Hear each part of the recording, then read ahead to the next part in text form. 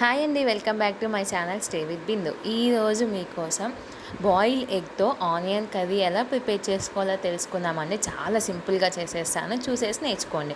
దీనికోసం ఇక్కడ నేను 4 ఎగ్స్ తీసుకున్నానండి. నేను బాయిల్ చేయడానికి ప్రెషర్ కుక్కర్లో ఒక 2 విజిల్స్ దాకా ఎగ్ అనేది హాఫ్ మునిగే అంత దాకా వాటర్ పోసేసి 2 విజిల్స్ మనం చేసుకుంటే సరిపోతుంది. ఈ విధంగా మనం ముందుగానే ఒక 3 ఆనియన్స్ కానీ 4 ఆనియన్స్ కానీ కట్ చేసి పెట్టుకుందాం సన్నగా.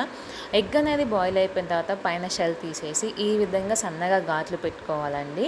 పక్కన పెట్టేసుకున్న తర్వాత ఒక కళాయి తీసుకొని దాంట్లో ఆయిల్ పోసుకొని కొంచెం పసుపు వేసుకున్నాము కలర్ కోసం. ఇట్లాగా 4 ఎగ్స్ వేసేసి ఫస్ట్ ఈ 4 ఎగ్స్ని బాగా ఫ్రై చేసుకున్నాము, గోల్డెన్ బ్రౌన్ కలర్ వచ్చేంత దాకా. ఫ్రై చేసుకోవటం వల్ల అండి చాలా టేస్టీగా ఉంటుంది. ఎగ్ కూడా కొంచెం సాఫ్ట్గా లేకుండా కొంచెం హార్డ్గా అనిపిస్తుంది, క్రిస్పీగా ఉంటుంది మనం తినేటప్పుడు కూడా అంత టేస్టీగా ఉంటుంది. ఈ విధంగా చేసుకుంటే సరిపోతుందండి. అవి కూడా పక్కన పెట్టేసుకొని అదే కళాయిలో పోపు దినుసులు యాడ్ చేసేసుకొని ఆనియన్ ఇందాక కట్ చేసుకున్నాం కదా, ఒక 2 మిర్చి యాడ్ చేసుకున్నాము. అవి కూడా బాగా ఫ్రై చేసుకోవాలండి. మన పచ్చి వాసన పోయి గోల్డెన్ బ్రౌన్ కలర్ వచ్చేంత దాకా ఫ్రై చేసుకుంటే సరిపోతుంది. దాంట్లోనే కొంచెం కరివేపాకు, కొంచెం సాల్ట్ యాడ్ చేసుకోవటం వల్ల ఆనియన్ అనేది తొందరగా కుక్ అవుతుంది. మనం ఆనియన్ ఎక్కువ తీసుకుంటున్నాం కాబట్టి కొంచెం తీసుకుంటే అంత అవసరం ఉండదు, కానీ ఎక్కువ ఆనియన్ యూజ్ చేసేటప్పుడు ముందుగా సాల్ట్ వేస్తే తొందరగా కుక్ అవుతుందండి. దీంట్లోనే కొంచెం పసుపు, అల్లం వెల్లుల్లి పేస్ట్, ఒక 2 టొమాటోలు ఇట్లాగా సన్నగా కట్ చేసుకొని అన్నీ బాగా మగ్గేదాకా ఆ పచ్చి వాసన పోయేంత దాకా ఈ విధంగా మనం మిక్స్ చేసుకున్నాము.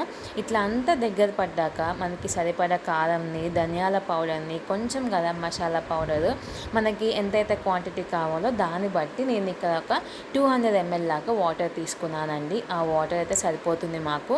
ఇట్లాగా మొత్తం ఒకసారి మిక్స్ చేసుకొని మనం ముందుగానే ఫ్రై చేసి పెట్టుకున్న ఎగ్స్ కూడా యాడ్ చేసుకొని ఒక రౌండ్ ఈ విధంగా మిక్స్ చేసుకొని దాన్ని బాగా మూత పెట్టేసి ఒక 5 minutes మీడియం ఫ్లేమ్లో పెట్టుకొని కుక్ చేసుకుంటే మన boil egg onion tomato curry ready అయిపోతుందండి. చాలా సింపుల్గా ఇది చపాతీలో కానీ, రోటీల్లో కానీ, రైస్లో కానీ చాలా బాగుంటుంది. దట్టు ఇది ఫాస్ట్గా చేసుకోవడానికి, మనకి హడావుడి లేకుండా ఫాస్ట్గా బాక్సెస్లోకి చేసుకోవడానికి కూడా చాలా బాగుంటుందండి. ఈ వీడియో కనుక మీకు నచ్చినట్లయితే లైక్ చేయండి, షేర్ చేయండి, సబ్స్క్రైబ్ చేసుకోండి. Thanks for watching. Have a nice day. Bye.